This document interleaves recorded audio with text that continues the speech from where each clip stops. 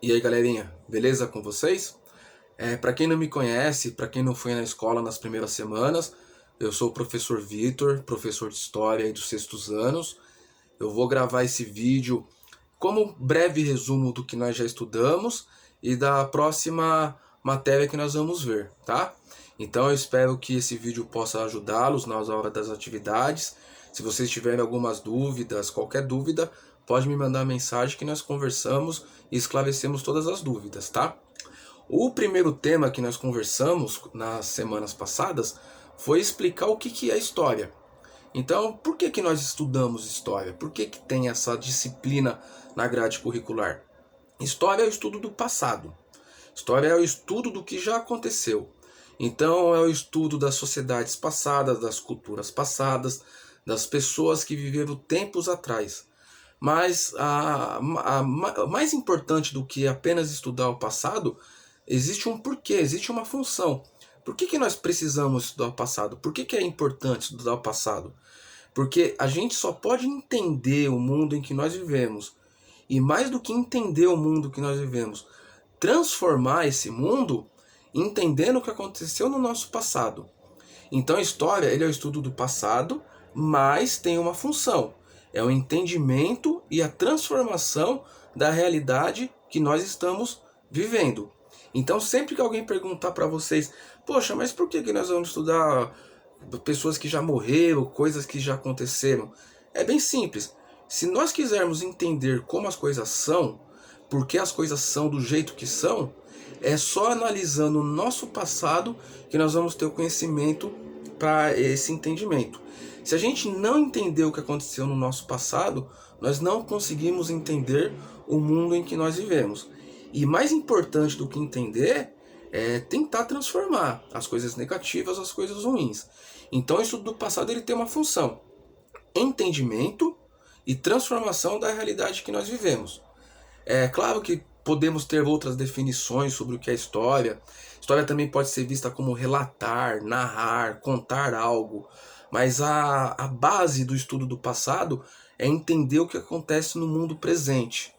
E mais importante do que entender, eu sempre vou deixar frisado isso, é a modificação, é a transformação dessa realidade que nós estamos vivendo.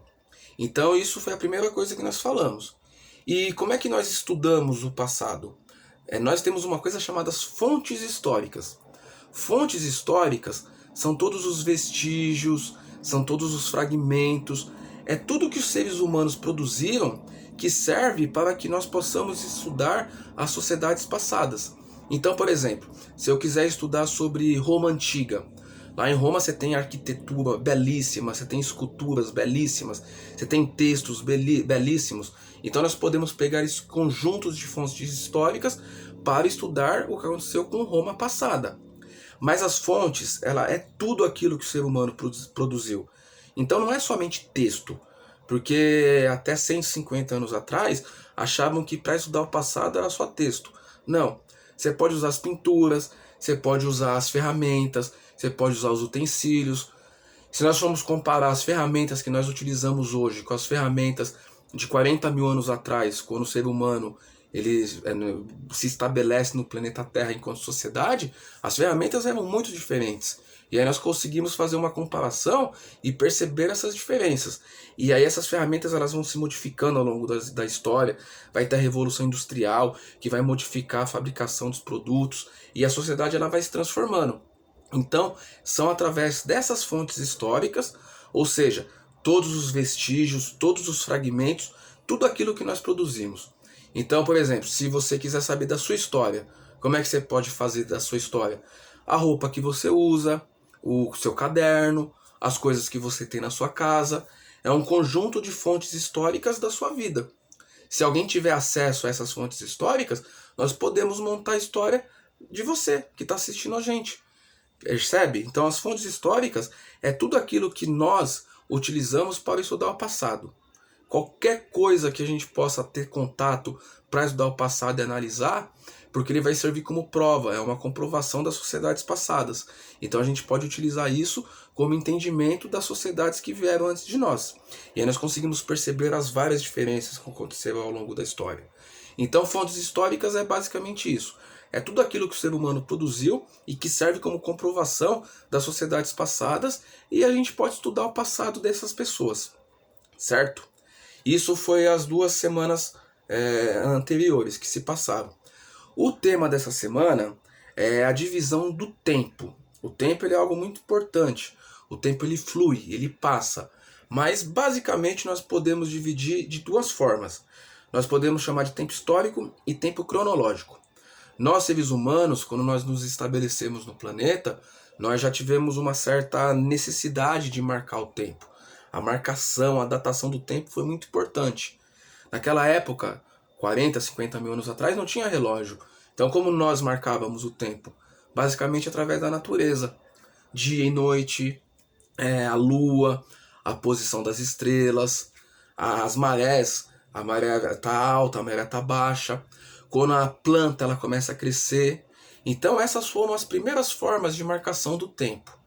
O tempo cronológico é quando nós passamos a utilizar instrumentos para marcar o tempo. Quais são os 2 principais instrumentos mais conhecidos? É o relógio e é o calendário. Hoje nós temos relógio digital, relógio assim super moderno, mas os primeiros relógios chamavam relógios do sol. Esses relógios ele é tipo uma esfera plana, aí através da sombra conseguia datar o horário do dia.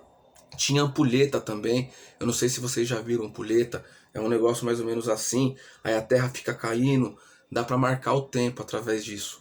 Então, tempo cronológico é o tempo que nós conseguimos marcar através dos instrumentos. Então, por exemplo, vai ser seu aniversário daqui a um mês. Você consegue marcar através do calendário. Você vai ter o início da aula 1h da tarde. Então você sabe que você não vai acordar 12h50. Você tem que acordar um pouquinho antes, tomar banho, se alimentar para ir para a escola. Como é que você marca esse tempo? Através do relógio. Então, o tempo cronológico nós conseguimos marcar através desses instrumentos. E o tempo histórico é o tempo que tem as transformações históricas. São os acontecimentos. Então, por exemplo, nós estamos em 2021. 150 anos atrás, o Brasil era um país completamente diferente. Era um país que não tinha indústrias, era um país que tinha escravos, era um país extremamente diferente. Se nós pegássemos uma máquina do tempo, nós nem imaginaríamos que é o mesmo país. Então o tempo histórico ele marca as transformações, as mudanças. Vamos dar um outro exemplo. Nós estamos em 2021, estamos enfrentando a pandemia. É uma mudança do tempo histórico.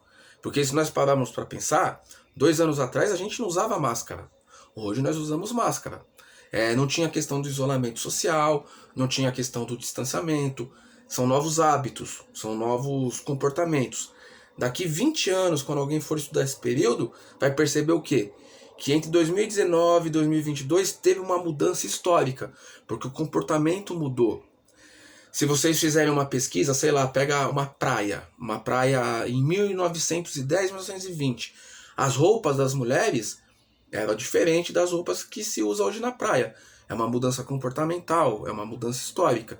Então, o tempo cronológico é o tempo que a gente consegue medir, a gente consegue marcar através de instrumentos, e o tempo histórico são as transformações que acontecem ao longo da história. Beleza? Então, se vocês tiverem alguma dúvida, eu vou mandar as atividades. Vocês podem mandar mensagem, que a gente troca ideia. Eu espero que vocês tenham gostado. E se o feedback for positivo, eu mando mais vídeo para vocês nas próximas semanas, tá bom? Fiquem bem e se cuidem. Tchau, tchau.